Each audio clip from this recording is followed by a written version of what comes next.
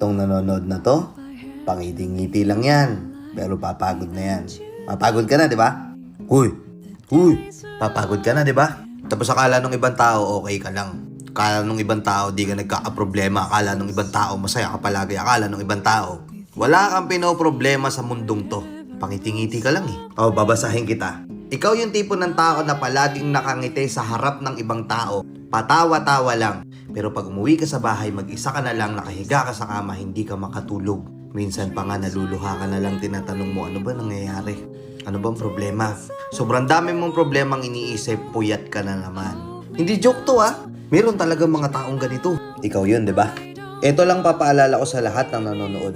Kapag nakita mo yung isang kaibigan mo na sobrang tahimik na, akala mo walang pinoproblema, minsan kamustahin din natin. Baka deep inside ayaw niya lang sabihin pero may mabigat na pala na dinadala.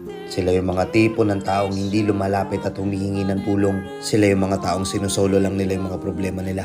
Walang nakikinig sa kanila. At oo, ikaw na binabanggit ko, ikaw na tinutukoy ko. Kahit anong mangyari, laban lang ha. Pwede magpahinga, pero bawal sumuko. Dadating din ang araw na ikaw naman yung panalo. Ikaw naman yung ngingiti. Hindi lang yung ikaw lang yung nagpapangiti. Nakuha mo? Oo, para sa'yo talaga tong video na to. Let's go and peace out.